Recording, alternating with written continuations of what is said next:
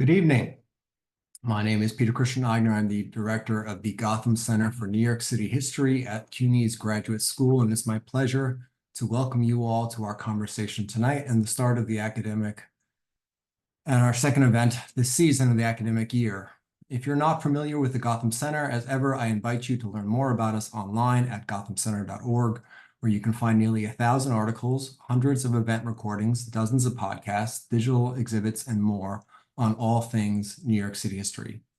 Those of you looking for a more interpersonal experience should also check out Gotham Ed, our online adult education program, offering mini courses by leading experts at gothamed.com. Courses will be posted soon. Tonight, as part of our regular series featuring some of the best and most interesting research on New York City history, we'll be discussing this fantastic new book from Tyler Anbinder, Plentiful Country, The Great Potato Famine and the Making of Irish New York. Few groups transformed New York as much as the Irish. Of the 1.3 million who escaped Ireland and came to the United States in the 1840s and 50s, more than 950,000 came to New York. And for much of the century that followed, New York was, quote, an Irish city, or seemed to be, as Daniel Patrick Moynihan wrote in a famous essay in the 1960s. The Irish were, quote, everywhere. But everywhere, Moynihan added, they seemed to be poor. That was the judgment of all the scholars in his time. Oscar Hanlon, the godfather of immigration history, writing in a pioneering study of the day, quote, it is difficult to know precisely how they managed to exist. Kirby Miller, the author of probably the most influential history of the Irish in our time, echoes that point, following a long train of scholars who have entrenched it within popular imagination. Pick up any novel or film about the late 1800s in particular, and you'll encounter images of Irish immigrants locked in abject poverty. Only a few boxers, gangsters, and Tammany Poles able to rise higher than the rank of, say, saloon keeper or beat cop. Our guest tonight says that is all wrong, or mostly wrong. After many years of research in the records of the Immigrant Savings Bank, a large new data set, he argues that only a quarter of the famine refugees tracked for a decade or more ended their lives at the bottom of the socioeconomic ladder. Nearly half, in fact, became white-collar professionals in their lives.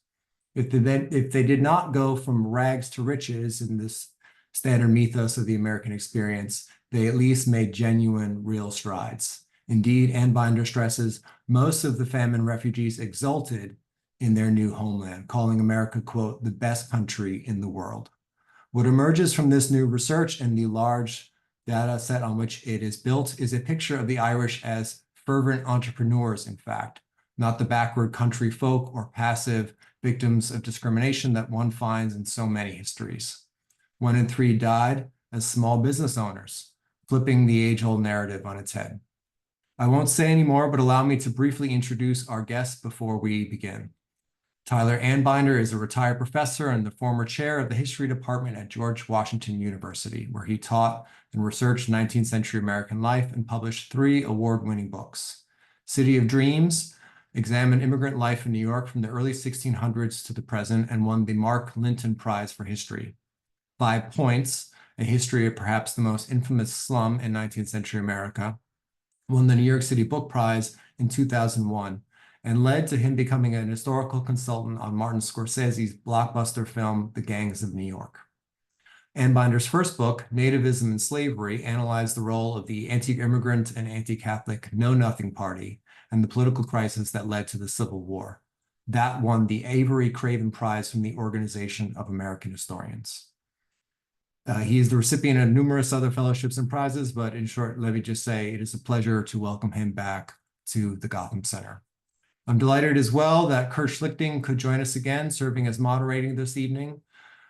Professor Schlichting was formerly an endowed chair at Fairfield University, where he taught sociology and anthropology. He is the author of Grand Central Terminal, Railroads, Architecture, and Engineering in New York, which won the Best Book Prize in Architecture and Urbanism from the Association of American Publishers. That book led to the creation also of an American Experience documentary on PBS produced by the award-winning filmmaker Michael Epstein, in which Schlichting featured prominently. He's also published several other works, including most recently Waterfront Manhattan, From Henry Hudson to the High Line, and has been a longtime friend of the Gotham Center. So I'm also very pleased to welcome him to this conversation. We're going to start in a minute, but just one last piece of housekeeping. As usual, the chat and the hand-raising functions in Zoom have been disabled out of respect to our speakers. So if you have a question, please use the Q&A icon at the bottom of your screen. I encourage you to do so at any point in the next hour. We'll begin answering those questions around 7:30 or so. So with that, I hope you'll join me in welcoming our guests with the usual bit of silent applause. Thanks so much. So I've been asked to give a little 5 to 10 minute introduction to Plentiful Country. So that's what I'll do. And then Kurt and I will begin our discussion. I thought I'd use this time to discuss how I became interested in this topic, how I ended up writing about the Irish during the famine and their lives they made in New York. And it really began almost 25 years ago when I was finishing writing my book about 5 points. And at the very end of that work in 1999, the Immigrant Savings Bank papers were open. The Immigrant Savings Bank still exists in New York City today. It was founded in 1850 by Irish New Yorkers for the new famine immigrants to encourage them to save money. Think in those days there's no social safety net, and so you need to save money in case of emergencies, financial depressions, and so forth, sickness, death. And so they wanted to create a bank that would be a safe place for the famine Irish immigrants in New York to put their money. In those days, before deposit insurance, putting your money in a bank was a risky proposition. So the creators of the Immigrant Savings Bank promised their customers that the money would be invested extremely, extremely conservatively in Manhattan real estate and Manhattan mortgages and nothing else. And that way they could know that they would never lose their money. And in fact, despite the various banking crises of the 19th and 20th century, even during the Great Depression, the Immigrant Savings Bank never closed, other than the mandatory bank holiday that FDR created, and never missed an interest payment either. And so they lived up to their promises. But as I was finishing 5 points and these records were opened, I went to look because they promised to offer a glimpse at the residents of 5 points, because the bank was located just next to 5 points and it had a disproportionate number of customers from 5 points. And I wanted to see how much money 5 pointers actually had in their bank accounts. And I expected it would be a pitifully small number, and that would then prove what I had written in the book, that 5 points was this desperately poor place where people were locked in poverty. I was very much following in the historiographic tradition that Peter outlined in his introduction just a minute ago. But what I found, to my surprise, was that 5 pointers had a lot more money in their bank accounts than I would have expected. And I couldn't quite figure this out.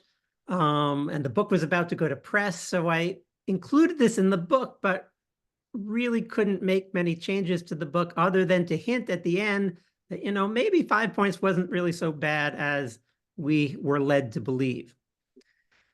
So after the book came out, that issue kind of gnawed at me. Why did the 5 pointers have, in relative terms, so much money?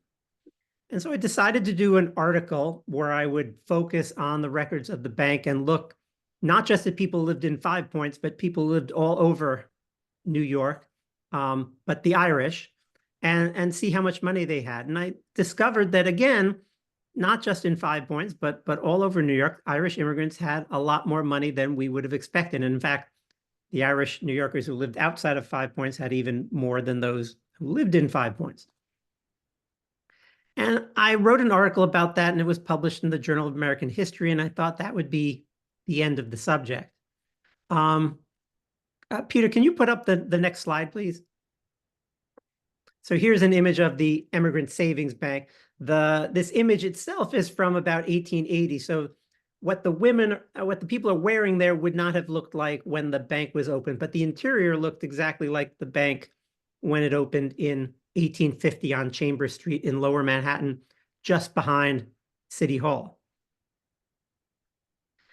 And so seeing how much money that the Irish in general had in their bank accounts, I began to wonder if the old story of the famine immigrants being locked in poverty was really true.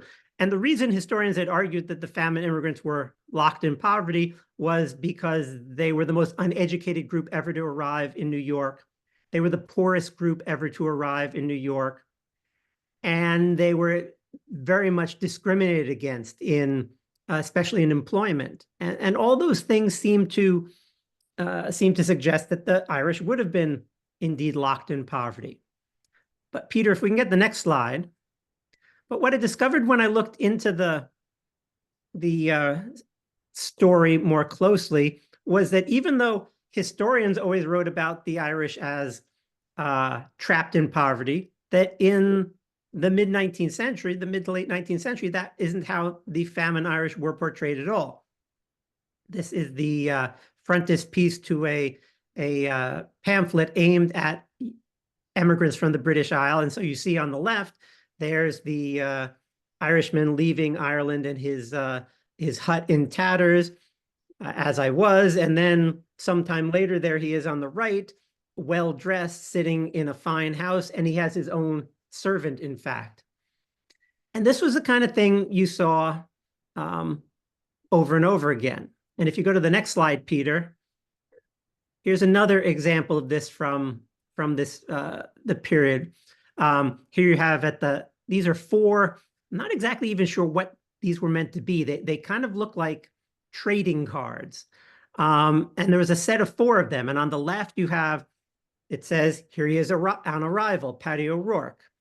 He's a little better dressed than the guy in the last slide, but still not that well outfitted, and especially has hardly any stuff with him. And then the next little card there is, it says their second year. And there he is now. He's a day laborer working on a construction site. And he's got a hod on his shoulder, and he's carrying a hod full of heavy mortar up the ladder to bring to the bricklayers who are building probably a tenement or some other New York building.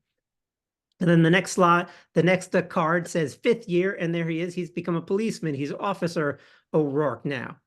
And then the final card, 10th year, he's now the Honorable Mr. O'Rourke. He runs a saloon, and he's been elected to some office. Maybe he's alderman or something. So that's the way in the 19th century the Irish were portrayed. They arrive poor, but they do well. And yet historians portrayed it very differently. The other thing you find is in the letters that the immigrants wrote themselves. That's the exact same thing that they said. This is a letter that I quote in the book. You'll see this immigrant here who was writing the letter. He was trying so hard to save money that he wrote on the paper in both directions. He would write in one direction, and then he'd turn the paper 45, 90 degrees and write in the other direction to save money on paper. And he writes, the top line there says, "This is the best country in the world. There is no want here." And then a couple of the words are cut off. But then in the second line, he says, "But they must work for it." And the word work is underlined in the second line there. And so that's the way the immigrants themselves in their letters home. And there aren't that many letters because, the famine immigrants are less literate than any other previous group, but there are certainly letters, and this is the kind of thing that they say. So I wondered how this was possible, and that was what led me to write this book, because the Immigrant Savings Bank records allowed me to, as we'll discuss with Kurt, trace the lives of these famine immigrants in a way that hasn't been possible for previous historians. I decided to trace the lives of the famine immigrants, and I created a database in the end with 15,000 people, 10,000 of whom were famine immigrants, and that's the basis for the book.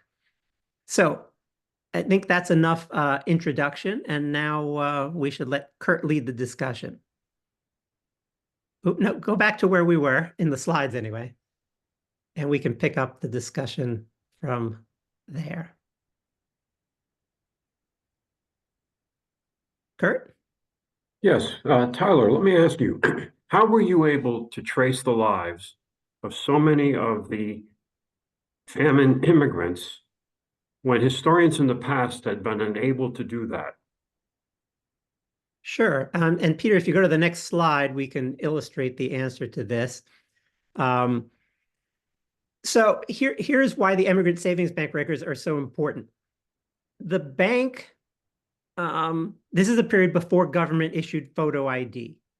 So it's really hard for a bank to make sure that the person who goes into the bank and asks for the money is really the depositor. And so what the Emigrant Savings Bank did, because they were especially worried about this, because they had made this promise that you won't lose your money if you put it in our bank. And so they created these books that are called test books. So the average bank in this period would just ask your name, your occupation, and your address. And you can see that's in the center of this ledger. The Emigrant Bank did a new thing and added this right-hand huge column in which they asked all sorts of personal questions about you. So at the bottom of the screen there, I've enlarged the entry for Peter Lynch, who you can see is down at the very bottom of the ledger page. It says there he's a native of Rahood, 6 miles from Kells, County Meath, Ireland. It actually says Westmeath, but it's really Meath. Ireland, is in the United States 5 years next Christmas, per the ship SEA from Liverpool. His father is dead. He was named Philip. His mother was Catherine Ryan. He has 1 brother in New York named James and 4 sisters in New York, Anne, Jane, Mary, and Ellen, and that he's married to Mary McFadden and that he has no children. So this enables us to trace individual immigrants in a way that wasn't possible before. So Peter Lynch there is listed as a laborer. He lives on the west side on Charlton Street. If you try to trace that Peter Lynch and see what happened to him after he opened this bank account in 1851, it was impossible. There are 100 Peter Lynches in the United States of about, there are about 100 Peter Lynches of about what would turn out to be the right age. Because you can find Peter Lynch in the census on Charlton Street in 1850. But after that, if you look for him in subsequent censuses, there are, like I said, 100 of about the right age. 20 of the 100 are married to Mary. So even though his wife's name doesn't help much. But what I was able to do is, and they took all this information because the bank would say, if you came in and said, I'm Peter Lynch, I want my money. They would say, well, if you're really Peter Lynch, what's your mother's maiden name? And the Emigrant Bank was actually the first business we know of to use your mother's maiden name as a test question. And then, you know, maybe you had talked to Peter Lynch and found out his mother's maiden name, so you would ask another question. All right, what was the name of the ship you came on to America? And things of that sort. And that was the way they tested you, and that's why it's called a test book. And so if you go to the next slide, Peter, this shows how you could use this information to trace this Peter Lynch. So I went through all these Peter Lynches on Ancestry.com, and I couldn't find any that I could prove was the right one until, after a long, long time, I got to the 1885 Minnesota census. And here's a Peter Lynch you can see there at the bottom of the page. And what struck me was, look at the people living with him: Anne, Jane, Mary, James, and Ellen. So, and Peter Lynch said he had 1 brother named James and 4 sisters named Anne, Jane, Mary, and Ellen. And they're given in that exact same order in the test book, which led me to believe he listed them in their birth order. So that doesn't prove definitively, but it was a big hint. And then I'm able to use other things. I went to Find a Grave, which is a great website for people doing what I do. And here you find this Peter Lynch's gravestone. And it says he's a native of Rahood, County Meath. Now, the fact that I could look in the Irish census and see there were only 90 inhabitants of Rahood when he left there indicates that this is probably the right one. His wife is Mary. And then you can use other means to find more information that definitively proves this is the right Peter Lynch. So I was able to find that this Peter Lynch went from being a day laborer in a sugar refinery on the Hudson River for almost a decade to moving to Minnesota with his savings, buying a farm, and living there the rest of his life. And when he dies, I can find from the online probate records, he died without any debt and in fact was a big lender in his community and lent money to his neighboring farmers. So a process like that, done several thousand times, is what enabled me to trace the lives of so many immigrants. And, you trace 100, that doesn't tell you much. But if you can trace thousands, then you've got a cross-section of the Irish famine population of New York, and you can start to make statements about how the famine immigrants did.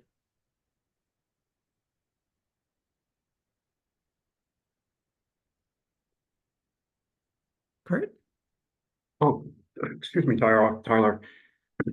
So was this the major role that the Immigrant Savings Bank played in the lives of the New York's Irish immigrants? Well, and Peter, you could go to the next slide.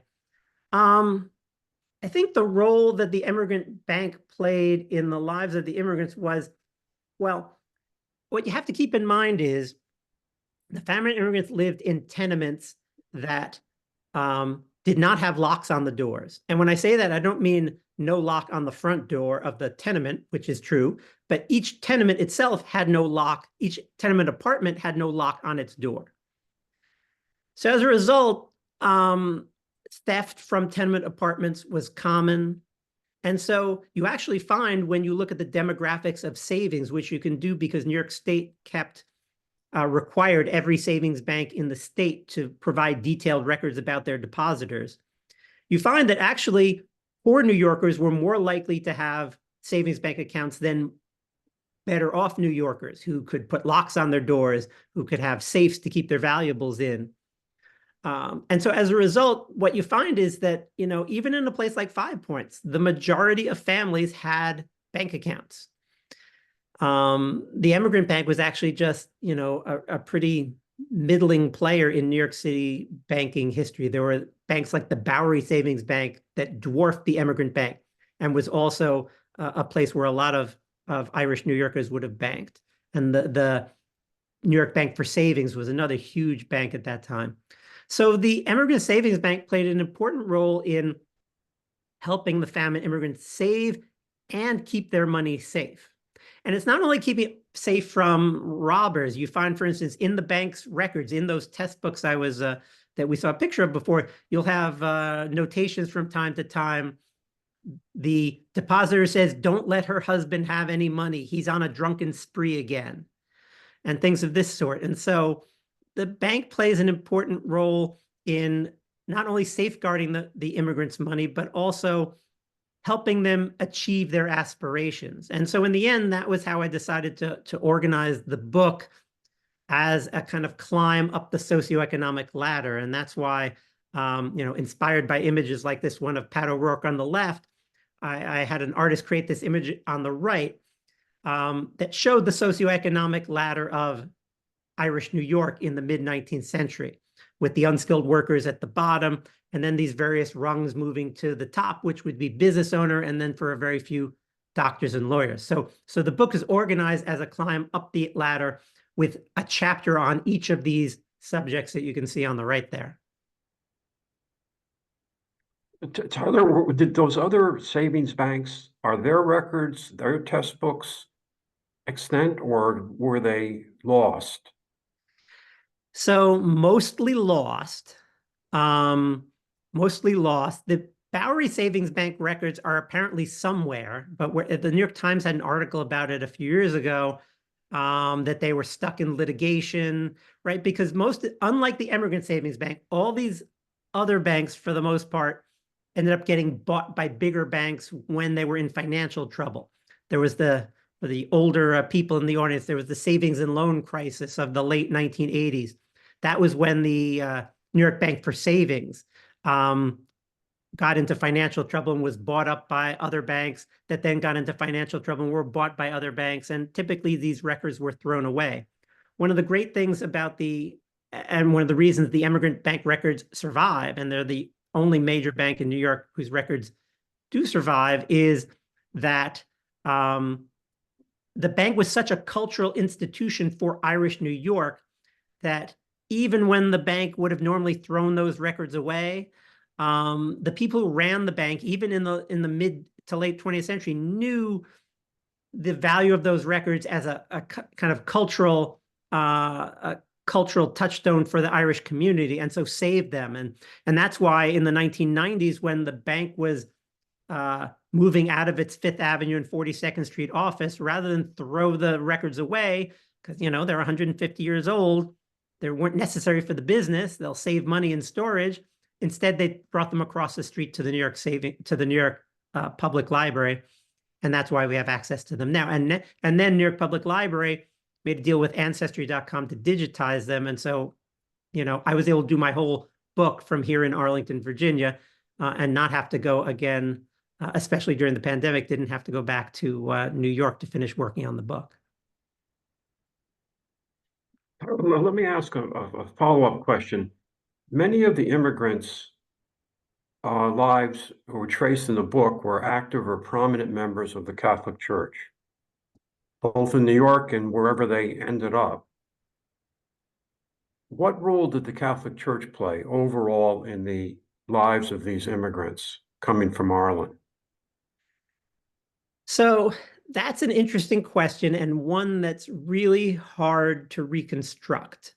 What I can say from the records that are extant, and so what I often did, again, so one of the keys to making this project a success is a website like Ancestry.com that's digitized all the census records. And so, the first thing I did with each immigrant I traced, like Peter Lynch, was I would look for him in successive censuses to see what his occupation was, whether he owned real estate, which was listed in the censuses through the 1870s, and other information.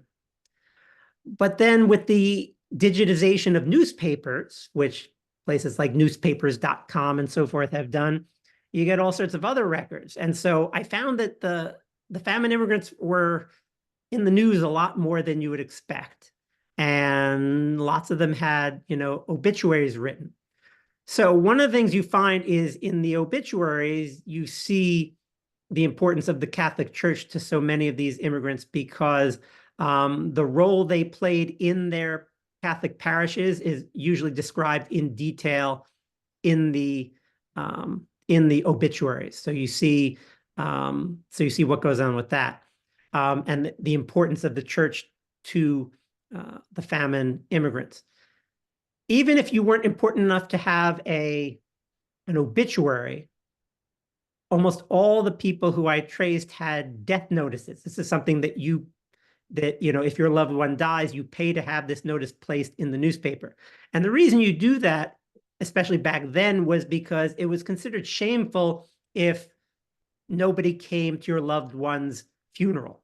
And so you'd put these death notices in the paper, and the New York Herald was the place to have your death notice because it was the most read newspaper in the city, especially among Irish New Yorkers. So you'd put your death notice there, and you would be able to intuit the importance of the church through the descriptions family members put of their loved ones in these death notices.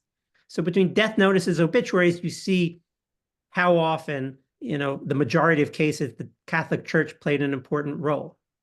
On the other hand, there was kind of a fight within the Irish Catholic community in New York about how big a role the church should play. So the only successful Irish-run newspaper in New York in the period I'm writing about, the 1850s and 60s, was called the Irish American. The Irish American was published and edited by Irish immigrants who did not think that the Catholic Church should play such an important role in Irish New Yorkers' lives.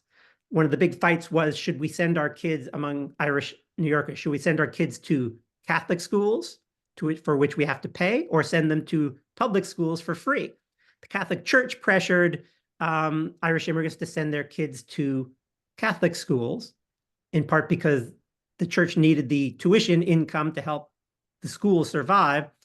But the Irish American, that newspaper, argued that Irish immigrants should send their kids to the public schools, both because the newspaper said you didn't want the church to have too much influence over your children, and because they said it was an important source for Americanizing the immigrant children. And so this was a fight within the Irish Catholic community, the Irish community in New York. And so you have some for who were very devout Catholics and would, of course, send their kids to the Catholic schools. Others who were not so religious and spurned the Catholic schools. And so you can't assume just because the Irish are predominantly Catholic that everybody was a devout churchgoer. Were the Catholic schools also important in improving the literacy rate of the Irish American community? How did the Catholic schools impact the lives of those famine immigrants Well, who sent their children to the public schools? so I don't think Catholic schools per se were important in improving the literacy rate of the Irish community, because either a Catholic school or a public school would do that. But this raises, the question is an important one because it raises another interesting issue.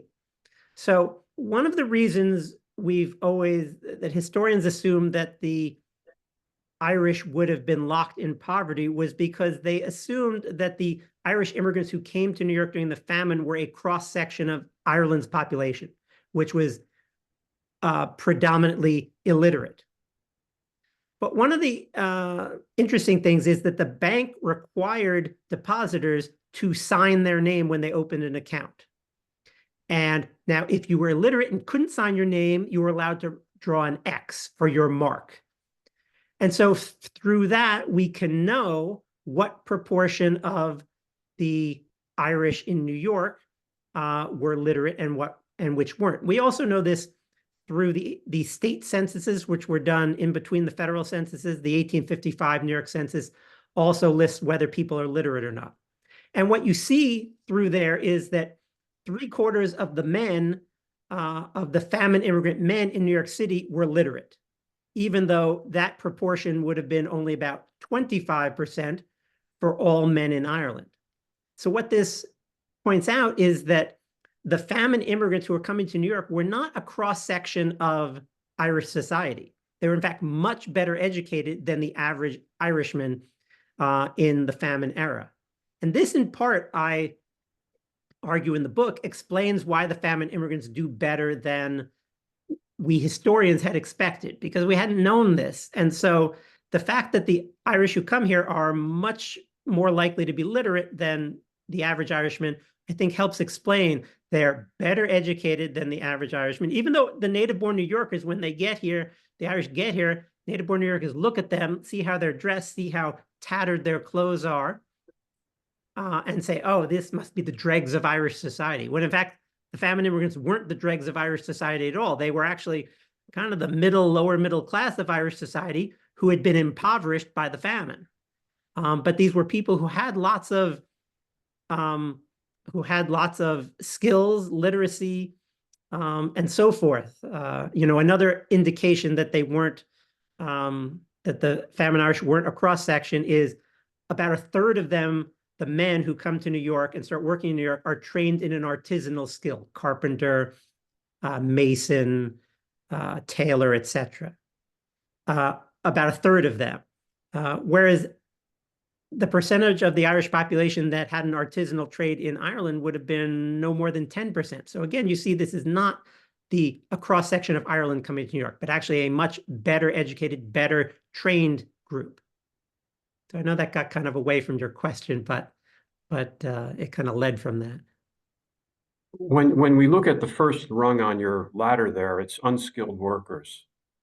And we associate some of the Irish who came with, but what would the Irish have done if they were, for example, day laborers, or for women, domestic service? What would their jobs be like? Sure.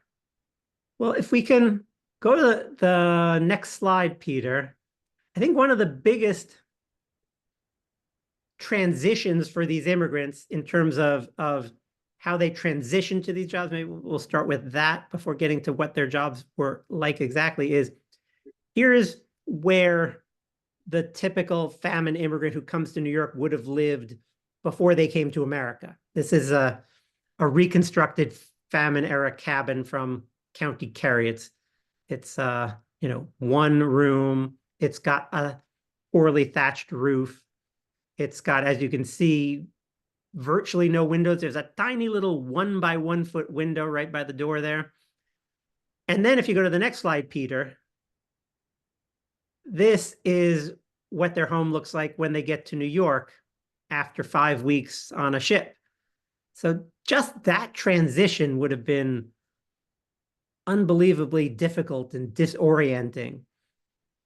That little map at the bottom right there, that's 5 points there. And in fact, what you can see, so I've got these two buildings because a good way to look at that question is to look at two lives I trace in the book, John Lane and Dennis Sullivan. They both come from, so that image from County Kerry was from this one parish called Twosist. And that's where I took that photo. And both of these guys come from that estate in County Kerry. John Lane moves into this building on the left at 31 Baxter Street. And Dennis Sullivan, from the same place, moves into this building at 6 Little Water Street on the right. And you can see on the little map there, 6 Little Water Street, that building is letter C at the bottom of the map on the bottom left. And the big building that John Lane lives in is labeled H there, kind of catty corner across the street with a little bit of something in between there. So they live near each other in Ireland. They live near each other in New York, and that's not a coincidence. The Irish set up these enclaves, and those from this estate in Southwest Kerry were especially clannish in the way they set up an enclave. And so 5 Points was full of people from this, in particular, from this one estate in County Kerry. But in terms of what their work lives were like, so both Lane and Sullivan start out as day laborers. And for them, what that meant was construction work, right? Overwhelmingly, what a day laborer did was construction work. So everything that's done on a construction site today in New York by a machine would have been done by an Irish immigrant with a pickaxe and a shovel. And so digging the basement and the cellar of a building, depending on how big it is, done by a day laborer. Hauling all the material in to make the foundation, done by a day laborer. Hauling all the timber to make the kind of infrastructure for the building, done by Irish day laborers. Hauling all the bricks. You look at all those bricks on that building on the left that you were needed. Hauled up rickety ladders by day laborers. All the mortar that holds the bricks together, hauled up by day laborers. All the windows, everything in that building was hauled by people. So it took a lot of people to run a construction site efficiently.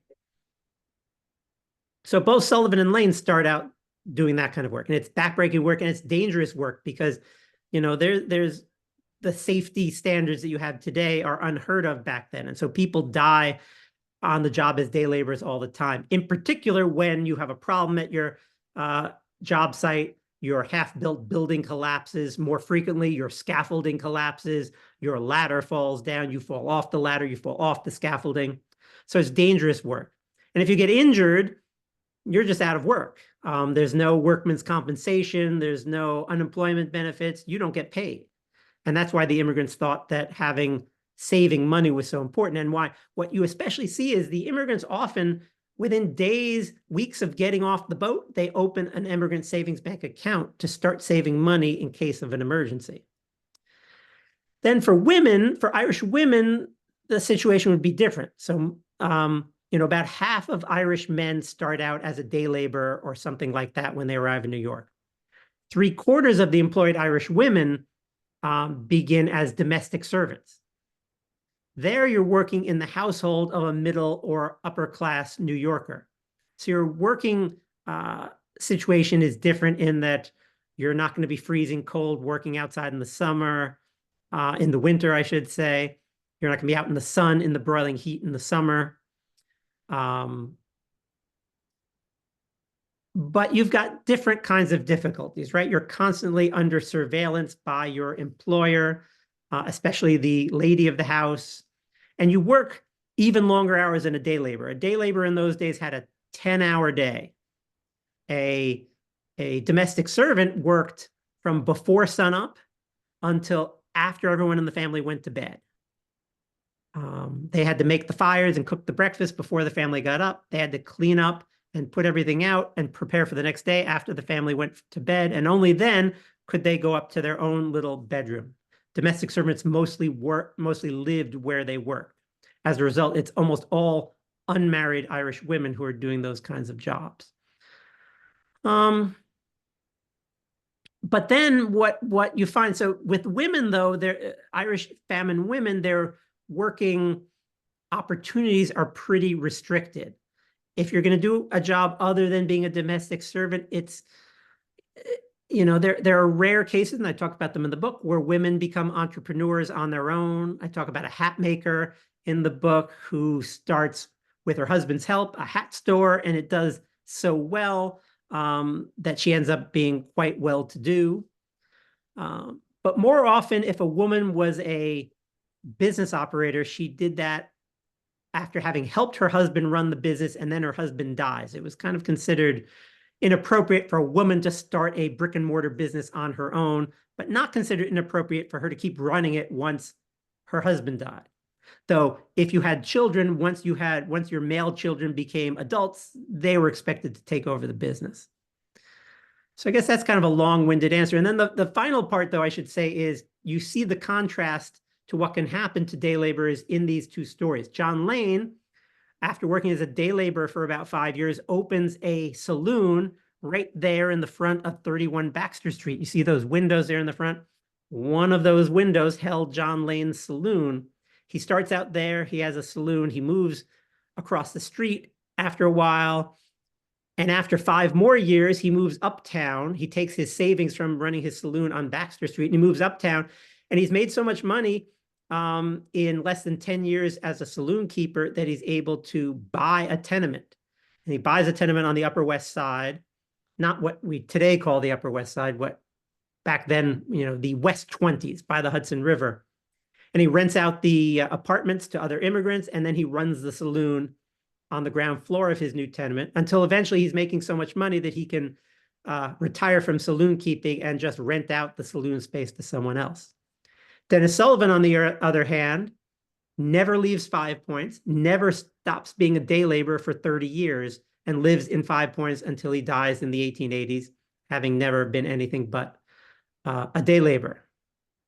But as we mentioned at the beginning of the talk, the John Lane story is actually more common than the Dennis Sullivan story. Only a quarter of the famine immigrants who arrive in New York and start out as day laborers end their lives as day laborers. That's of people who live 10 years or more. That's an important thing to mention. A lot of the famine immigrants are sickly when they come to America, and they die within the first couple of years. But of those who live 10 years or more, about a quarter of those who start out as day laborers end up as saloon keepers, grocers, business owners of one kind or another. Another quarter, as I said, about 40% stay in the unskilled ranks, but about 60% move higher up the socioeconomic ladder. And the most common job to have up the socioeconomic ladder is small business owner, saloon, grocery, things like that. You also talk about peddlers, and that they were some of the most prosperous of the famine immigrants. And why do you think that was the case? And what did they do as peddlers? Sure. Peter, can you go to the next slide? We've got a peddler slide there. So this was one of the most interesting findings, at least to my mind, of my research is, so we look at peddlers, and of course, if you live in New York today or any other city, you can see immigrants peddling all sorts of things on the street, right? They peddle hats like this guy on the left still today. When it rains, you definitely see them out peddling umbrellas. You see immigrants peddling food in particular on the street. So our impression, and historians' impression, of peddlers had always been that peddling was an occupation of last resort, something you did because you were so down on your luck that you couldn't get a better job. But the Immigrant Savings Bank records put a lie to that story. It turns out when and I have, like I said, thousands of immigrants in my database, when you organize them from highest savers to lowest savers, the highest savers were first doctors and lawyers, as you might expect, and some famine immigrants, in fact, either come to America already trained as doctors and lawyers, or more often become doctors, and more commonly become lawyers. There in the most, saloon keeper is the next most prosperous occupation.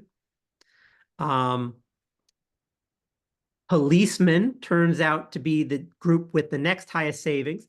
That's most often because there's two factors in that. One is because you could moonlight when you're a policeman doing security, things like that, and earn more money. But most often because being a policeman was often a stepping stone to a better business, as in the slide we saw before of the policeman becoming a saloon keeper. But then the group after that had the highest savings in the Irish community was peddlers, which was totally shocking. Peddlers saved more than every other kind of business owner, than all the other white, middle-class white-collar workers.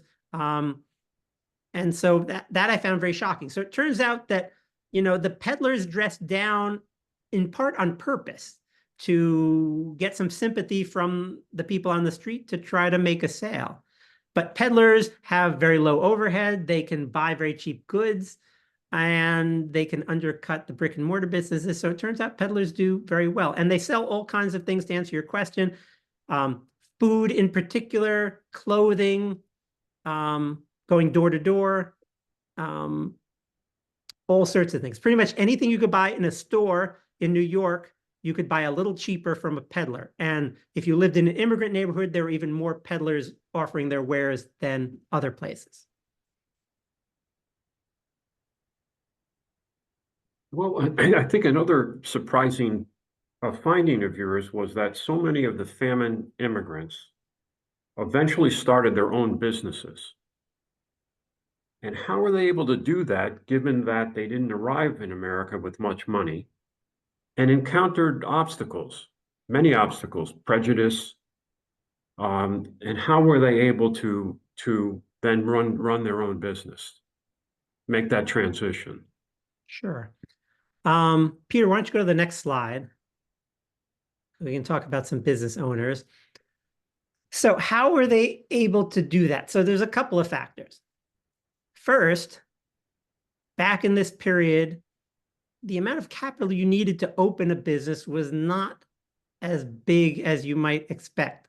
And we get this again, and we can know how much money it took because several of the immigrants left accounts of this. There's one immigrant I talk about in the book who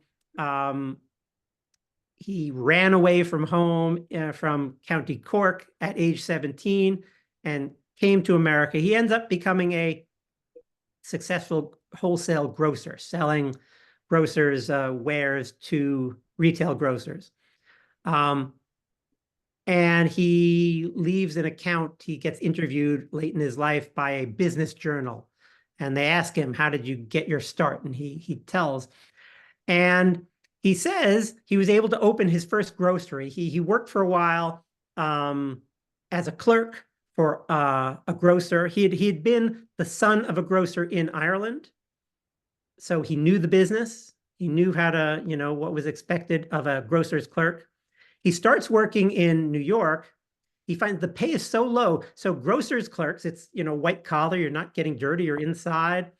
But being a grocer's clerk actually paid less than being a day laborer because it was well known that this was a kind of apprenticeship to opening your own grocery. And so the grocers could pay, starvation wages. The other thing was grocers' clerks tended to live with the grocer who they worked for. So it really was like an apprenticeship where you would get paid hardly anything because you were provided your food and board very often. And this guy, he didn't like the low pay, so he traveled. He goes to New Orleans, where he hears grocers clerks get paid better, but he doesn't like New Orleans. He doesn't like slavery in particular, so he comes back to New York, works as a grocer's clerk. Eventually, he saves up $150, and at that point, that was enough to open his own grocery in Lower Manhattan.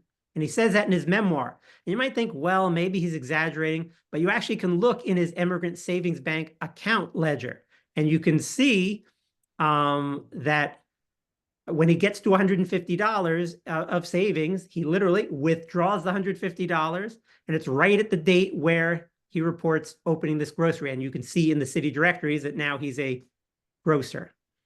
And that was enough to rent a space in on a street to, in a tenement or it didn't have to be a tenement. It could be a commercial building, but he rents a space. It has enough to buy stock, right? And so you might say $150, how is that possible? Well, of course, that's $150 in 1855. To figure out what that's worth today is really hard. Probably you want to multiply by about 40 to figure out what that is in today's dollars. Still, that's in today's dollars, maybe $6,000, right? So you probably can't open a brick and mortar, even a little mom and pop bodega kind of grocery, because that's, of course, what an Irish grocery would have been like. It would have been very small with very few items. And so that's one of the reasons that they were able to open these groceries. Another is, you ask about, what about the discrimination? Well, the thing the Irish did was they opened their businesses in Irish neighborhoods, and their customers were Irish, right? So they knew that a native-born New Yorker might scorn an Irish grocer. So they opened their groceries in Irish neighborhoods where that wouldn't be a problem. Then the other thing is the well-to-do, successful Irish immigrants. One of the ways, they made money was, again, in an era where it's not safe necessarily to leave your money in a bank.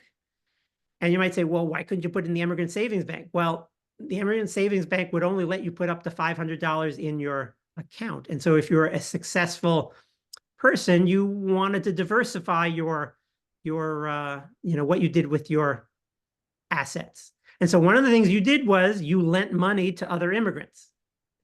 And so that's a common way you would get started. And that was a way that you could avoid discrimination, because, right, an Irish immigrant isn't going to discriminate against another Irish immigrant the way, if you went to, say, Citibank, if you're an Irish immigrant, which Citibank did exist. It wasn't called Citibank back then, but it did exist. And they might turn down an Irish immigrant, but you could go to your local saloon keeper or tenement owner, and they would lend you money. And so despite the obstacles, it really wasn't that hard to open an account. In fact, what you see, if you look at all the Immigrant Savings Bank records of all the famine immigrants who opened accounts in the 1850s, the median amount of money saved in the bank was $160. So that means, half the immigrants, more than half, had enough to open a business like the one I just described. But a lot of them decided that was, they didn't want to risk their savings on a venture that might fail. So a lot of people said, well, I have enough money to open a business, but I'm not going to do that. That's too risky. And they like just putting more money aside for a rainy day. Now, the slide here I chose because this is a great story that also gets to the answer. So these three Morgan brothers come to New York as teenagers, and they immediately go to work. There's no time for school. They immediately go to work. One of them gets trained in New York as a printer and starts working for a newspaper. The other two muck out stables when they start, and they're boarding with some other guys who work making soda pop for a soda producer. Now, today we think of the soda duopoly of Coke and Pepsi, but back then there's, dozens just in New York alone of soda makers, of purveyors of soda. And the people that the stable hands boarded with made soda. And these two Morgan brothers become fascinated with this and say, oh, mucking stables, that's terrible. Can we go get a job with you making soda? And so it turns out they can, and they start making sarsaparilla and root beer and ginger ale and things like that. And eventually they save really assiduously, right? So keep in mind, these immigrants, they're not spending money like native-born Americans do. They're saving every penny they can. They're sharing beds with people. They're boarding with strangers. They're doing everything possible to cut their expenses to the bone so they can save money to send home to Ireland, or in this case, to start a business. And so they start their own soda company. And it turns out they're really good entrepreneurs, and they become very successful again on what was then known as the Upper West Side, but is the West 20s today. And one of the brothers would go around in a cart like this and bring his soda from restaurant to restaurant and saloon to saloon, and convince the Irish business owners to sell his products. And over the decades, they become very successful. Like most of the Irish immigrants, they don't put all their money in the bank. When they have enough to do so, they start investing in real estate uptown, empty real estate, empty lots, because that's all they can afford. But they saw how the city was growing. They bought empty lots in what would become Midtown Manhattan. And so they become rich that way. And their business is very successful. But what's so interesting is, do they rest on their laurels? Do they go and join a yacht club and while away the hours, let the business run itself? No. When they're in their 50s, they decide, we have hardly anything to do. The business runs itself. Why don't we start another one? And so what do? They start a moving and storage business. And quickly that becomes successful too. And so these rich people, this is how ambitious the famine immigrants are. They're just not, even though they become comfortable, they say, well, we can become even more comfortable. And so what's amazing about the Morgan Brothers story, and the one who's the printer ends up quitting that and joining the others in the business. And so the three brothers run these two businesses in the end. Both the businesses still exist today. The Morgan Brothers soda, eventually they changed the name of it to White Rock. And White Rock, if you're an old-time New Yorker, you would know that soda brand. And that was the kind of soda that you would, if you were an Irish New Yorker and you had a gathering, you would always serve White Rock until recently to show your loyalty to the Irish community. And then Morgan, their moving company still exists today. It's now known as Morgan Manhattan. And you Google moving in New York, and that's one of the first things that comes up. So that's how they could become so successful. It was cheap to start, and they have great ambition. And of course, not everybody is successful on their first try. It often takes 2 or 3 or 4 or 5 tries. But that's how ambitious these immigrants are. Sorry for such a long answer. You pointed out in your first remarks that there were many famine Irish who come and they land in New York because the ships went there, but that they then move to another place, other part of the country. And I have 2 questions about that. How difficult was it to figure out or find out if they left New York, where did they go? And then how did their lives compare to the life back in New York? Maybe from their relatives who stay in New York. Right. So, when I started imagining this process 20 years ago, it was really hard to trace people out of New York. But with the digital revolution and the digitizing of census records and so forth, and not only census records, because as I said, with just the census, you couldn't be sure that Peter Lynch, the New York sugar refinery day laborer, was Peter Lynch, the Faxon, Minnesota farmer. It took the census plus the digitize, putting tombstones online and putting probate records online and putting old county histories. And that's where I was able to prove that Peter Lynch was the right one, because there was a history of Faxon County written in the late 1800s. And in it, they have a paragraph describing Peter Lynch. Peter Lynch came to Faxon from New York, where he worked 10 years as a sugar refinery as a day laborer. So all those things have to be done to make it possible. But then the other thing that makes it kind of easier is, in New York, there are so many people that not so many people make the news, relatively. Whereas in small town America, everybody's mentioned in the newspaper. And everybody's story eventually gets told. And so it's actually much easier to find details about Peter Lynch's life in Minnesota than it is to find the details of the lives of the Peter Lynches who stayed in New York.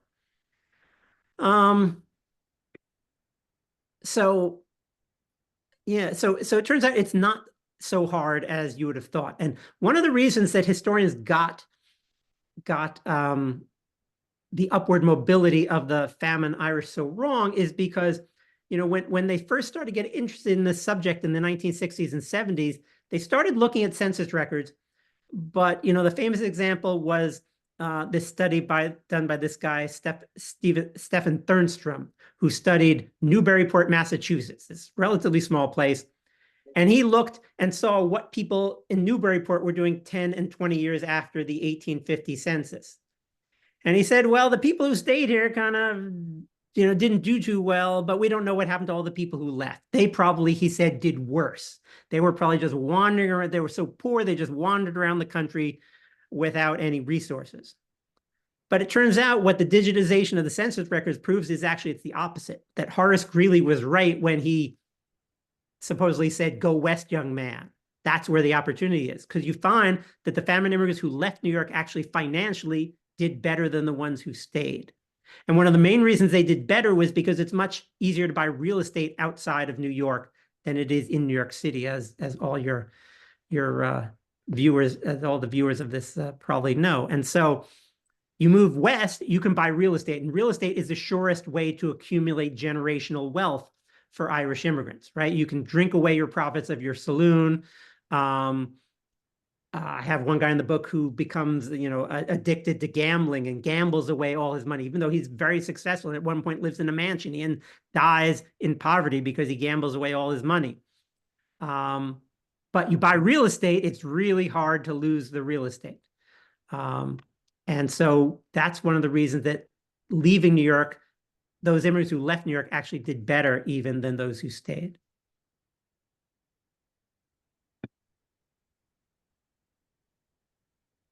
So Tyler, is there when you've finished this particular book, does this tell us anything or something about today's so-called immigration crisis from the story of the immigrant Irish? I think it does. And mainly what it does is, everything that's said about immigrants today in terms of negativity about immigrants, everything that's said about immigrants today was said about the Irish in the 1850s, that they're too poor to succeed, that they're lazy, that they just want government handouts, and so forth. That they can't ever become true Americans. They can't Americanize. They won't assimilate. All those things were said about the famine immigrants. And they all turned out to be false. And in fact, those things are said about every generation of immigrants who come to New York. It was said about the Irish. It was said about the Germans. It was said about the Italians. It was said about the Eastern European Jews. Every single immigrant group that's been said about. And every group has proven the naysayers wrong. Of course, what's ironic is the kids of the last generation of immigrants will say that about the newest generation of immigrants. Today's immigrants aren't like my parents, because we forget very quickly, or we don't really understand the context in which our own parents or grandparents or whatever lived. And so what I think the story of the famine immigrants teaches us is that, our preconceptions about immigrants, the preconceptions of the famine immigrants were all false. That they were the scum of their society, that they were the dregs of Ireland, that they were particularly illiterate, that they wouldn't work hard, that they had no ambition, no drive. All those things were said about the Irish. All those things are said about immigrants today, that they can't Americanize. That was, in fact, the thing that was most said about the famine Irish, that they can never become true Americans, that they'll never be like us. And And so knowing how untrue all those things were about the Famine Irish and seeing how those exact things are said today, I can't help but believe that a generation from now will see the fallacy of what's being said by immigrants detractors today. Especially because I should say, we think New York City is full of immigrants today. You go to New York today and it seems very full of immigrants, and slightly over a third of New Yorkers are foreign born. But think in the era of the famine, half of 50% more of the New York population was foreign born. More than 50% were foreign born, and more than 2/3 of adults in New York in 1855 were foreign born. So New York was way more immigrant then than it is now, and the city not only survived but thrived, and I expect it will continue to survive and thrive. Well, thank you, Tyler. Peter would like to join us again. Sure. I would actually just prefer to keep on listening to you talk, but we are at 7:30, a little bit past, so I think it's proper that we start taking some questions from the audience. I'm just gonna jump right in there because we've already got a big queue. I want to remind everybody else that if you have questions you want to pose to our guest tonight, use the Q&A icon at the bottom of your screen. So the first one comes in from Danielle Simonelli, who says, I've heard it said that a lot of the famine immigrants were those who could afford to leave. They were middle class even if they were hungry. I think you've already sort of addressed that. I don't know if you want to say a little bit more about that. Well, I'll just say a tiny bit more because I think we have discussed that.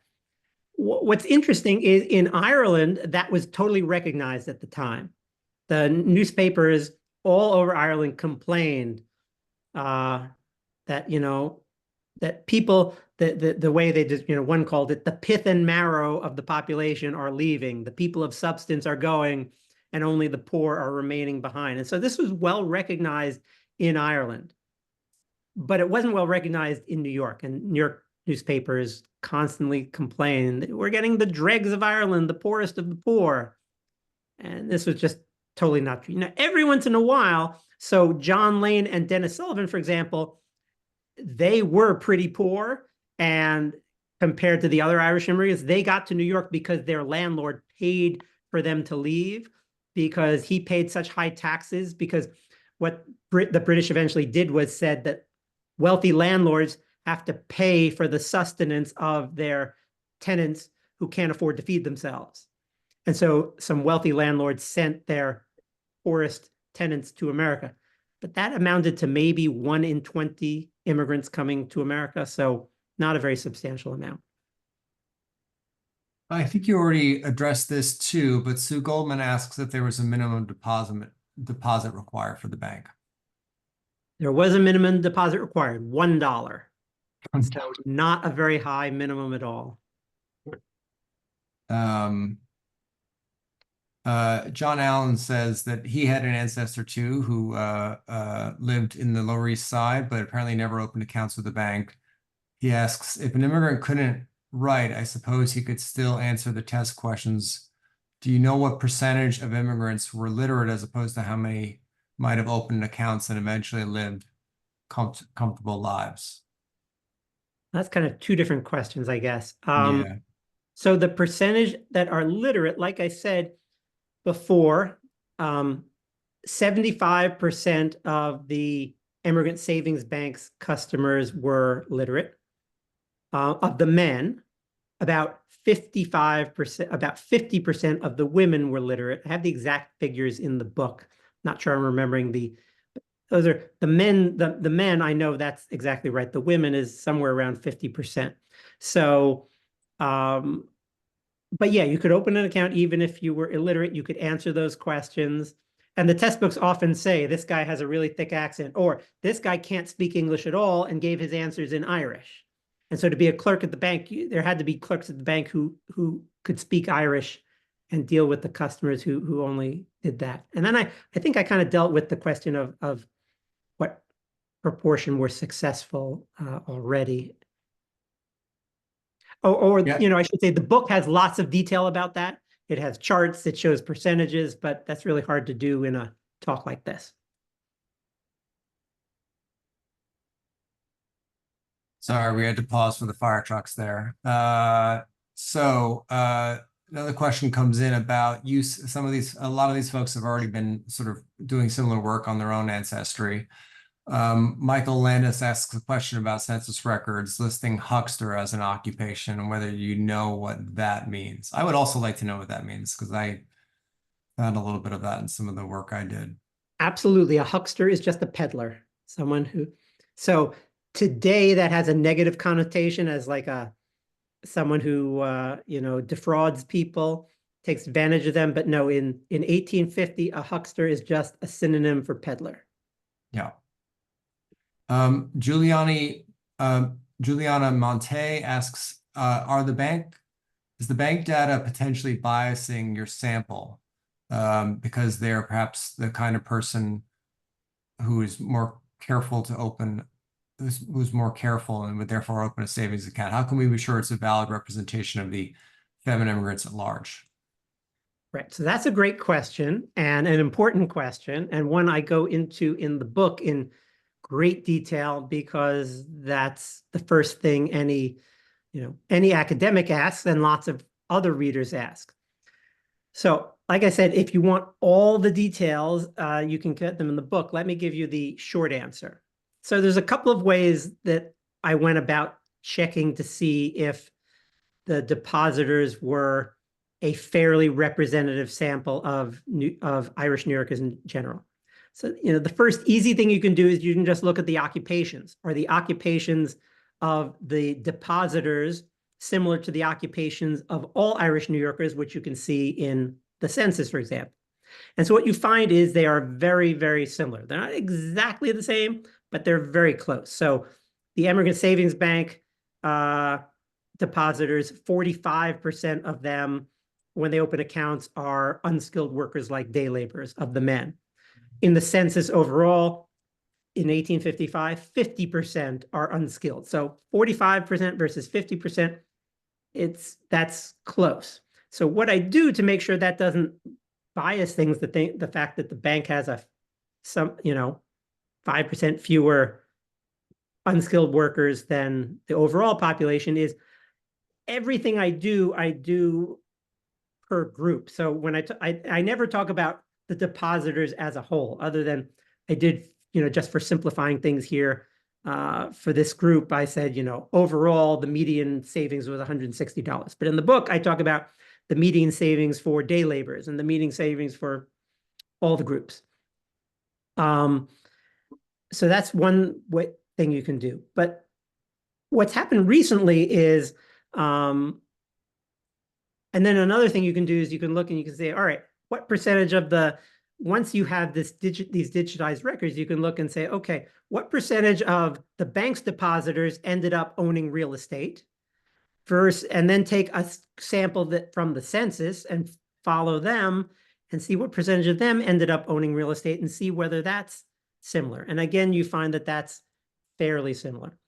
The best evidence, though, that the bank depositors are fairly representative is that in recent years, economists have developed algorithms to trace. They've basically taken the process I did by hand, Yes. and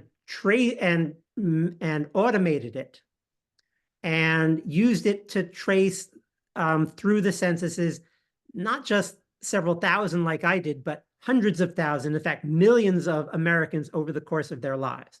And they've done this for millions of Americans, and you can just look at the Irish immigrants that they found and just look at the ones from the period I'm dealing with. And they've come up with ways to be pretty sure that they've found the right people. It's not as foolproof as my method, but it's almost as good. And what they actually find is and so that's taken from the census, from all New Yorkers. So you can look at the New Yorkers they traced to all parts of the country, the Irish New Yorkers, and they actually found more upward mobility from their sample of the census than I found with my bank depositors. So all those things lead me to believe that the bank customers are fairly representative. There are even more reasons, they're in the book, but we shouldn't devote too much time to this one question. But I'm happy to talk about that more if you want to email me after. I can always, but look in the book first and you'll get a more detailed answer. Yeah, I think you have a section in the appendix. And there's also, I'm not sure that was the same thing as there's also mention on the publisher's website, and I should mention Little Brown published this book in March, about a digital exhibit. I'm assuming this was the project at George Washington that led to the book. That's a Right. sort of analog. So one of the things my students put together is a website that features a lot of the documents, thousands of the documents actually that went into the book. And they're organized in various different ways. You can say, show me all the documents on saloon keepers, or show me all the documents on people from County Cork, or show me all the seamstresses, etc. And yeah, and that's at beyondragstoRiches.org. BeyondragstoRiches.org. All one word. You'll see, my students are not, they're not professional web designers. We had to make decisions about which kind of, software to use, and we ended up choosing beta instead of VHS. And so it's a little, the colors have gotten all weird, but the documents are still, you can see the documents great. Those are all JPEGs and they're fabulous to read. And so you can feel free to look at more on there. And would you say we have some other questions about what the best way to access the bank records are. Would you say that that's still the short of, these have been accessed into the Ancestry.com database as well. But if you were particularly looking to do a research project in the ESB records, going to the New York Public Library? Well, yeah, oh, go ahead, Kurt. the website at the New York Public Library is excellent with the immigrant savings banks records, and also they have records of the mortgages, the real estate mortgages that they made over an extended period of time. Right, but the problem is, so the New York Public Library website only has the documents that aren't on Ancestry.com, which is mostly the mortgage records. Mm-hmm. So all the records about the depositors, and that's records on more than 100,000 people, those are only available on Ancestry.com, which you either have to subscribe to, but these days, most public libraries have a subscription. So if you don't want to pay, you can go to a library and access it that way. But yeah, that is one of the problems. The library didn't have enough money, they said, to do this huge digitization process because it's millions of images. So they made a deal. Ancestry digitized it for free in exchange for the exclusive rights to sell access to it. Question from William Hennessy about the role of Tammany Hall and machine politics in New York as a factor in the success of the immigrants. So Tammany Hall and politicians in general play a really important role in helping the famine immigrants succeed. And I talk about this in great detail in the book. And I've alluded to it already in what we talked about. So we talked about how saloon keepers are other than doctors and lawyers, the wealthiest members of their communities. And we talked about, I mentioned briefly how saloon keepers would do things like, help people, loan them money to start businesses and so forth. So and those saloon keepers are pretty much all tied to Tammany Hall if they're in the Irish community. You have a tiny number who are Republican, but 90% or more are going to be Democrats. And pretty much to have a successful saloon, you have to have some sort of political connection to make your saloon a success. Because, for instance, if you get involved in politics, you might convince your ward healer to place the ballot boxes on election day in your saloon, right? Today, we think elections are held in public schools. Back in the 1850s and 60s, your voting place was most likely going to be in New York in a saloon. Yeah. And that's because Tammany knew that you would get the most Democrats feeling comfortable going into an Irish saloon and the least non-Democrats. And so it paid to be as a saloon keeper connected to Tammany. But that also gave the saloon keeper more benefits to give to his customers because it was through Tammany that you could dole out jobs to your customers. And if you knew that your saloon keeper had the power to find you a city job, you were more likely to be a good customer at their saloon. And so the saloon keepers, vied with each other to get the political spoils that they could then share with their customers. And you might think, well, only one saloon on a block might have that. But Tammany was clever, and they knew, that people from County Kerry would go to John Lane's saloon, but people from County Cork who lived on the same block would go to a different saloon, and people from Cavan would go to yet another one. And so you would give some patronage to all those saloon keepers, even if they're on the same block, because you want to know that on election day, the saloon keeper from Kerry can turn out the Kerry vote, and the saloon keeper from Cavan can turn out the Cavan vote, and so forth. We have a question here about, well, a couple of questions, more technical questions. How common an occupation was the pawnbroker? Asks Steve King. That's an interesting question. So I expected there would be lots and lots of immigrant pawnbrokers, but there were very few Irish immigrant pawnbrokers. I talk about a couple of them in the book. One of them becomes super successful and ends up, again, investing his profits in real estate. He happens to buy up real estate in what was a deserted area that became Herald Square. So he becomes super wealthy because developers fight with him at the end of the 19th century to buy his land. But it's interesting. For some reason, Irish immigrants don't go into pawnbroking very much. They leave that to the German immigrants, some of whom are Jews, many of whom are not. And so pawnbroking tends to be known as a German business, whereas, saloon keeping is an Irish business. So actually not very many. That leads to another question we have about someone curious about the relations between the Irish immigrants and other immigrants. So that's something I don't talk about that much in this book. Yeah. In my 5 Points book, I talk about that a lot because 5 Points is a very multi-ethnic neighborhood. This book, because it focuses on the Irish, doesn't get into that very much. But, what I can say from having written about 5 Points is that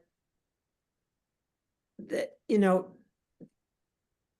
have you're going to have people who get along well with people who aren't like them and people who don't in every community. And the Irish are no different. If you're a business owner in 5 Points, you're going to be friendly to everybody who comes into your store, whether they're German or Irish or Polish Jew or wherever they're from. And then there are going to be other people who look at other immigrants as competitors and aren't going to be as friendly towards them. So it's kind of it's mixed in that way.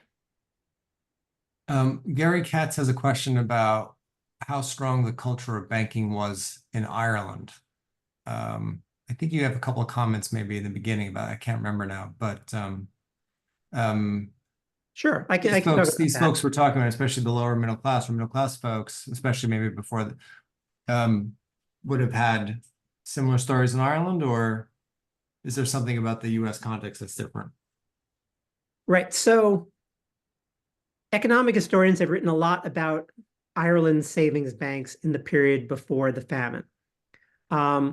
There are savings banks, but they have relatively few customers. Their savings bank records are actually better preserved than American bank records.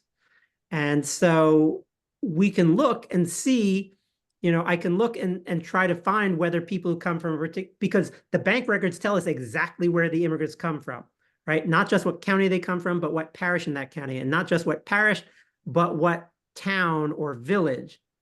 So I can then go look with my database and say, all right, here are the 50 people from Grenard. Grenard had a savings bank. Those records exist. I can look and see whether any of those 50 people had accounts at the Grenard Savings Bank. And the answer is 99% did not.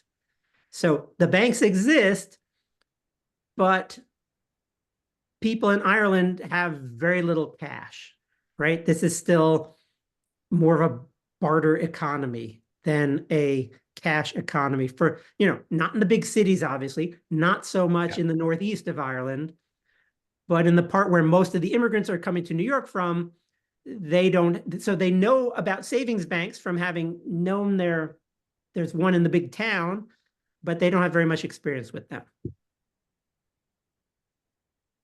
We've got several questions here about whether the English language gave them an advantage with their success or assimilation.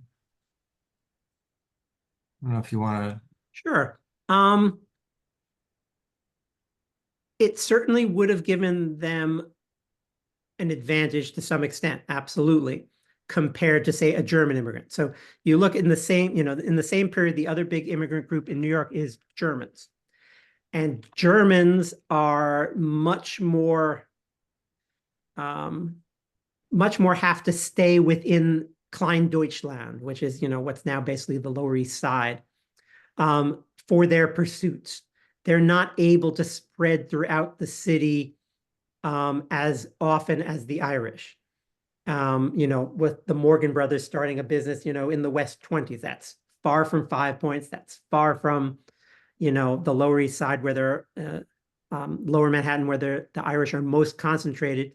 And they can start businesses there, and they can do business with non-Irish immigrants just fine. That's much harder for the German immigrants. Now, of course, you got to keep in mind, when the Irish arrive in New York, most of the other immigrants who've come to New York have also been English speaking. They've been Scots and they've been English. And so in that sense, the Irish are kind of following what's always been the case for most immigrants in New York. Obviously, the Germans are kind of a different group, but so it's not that different. But that does help, absolutely. Yeah.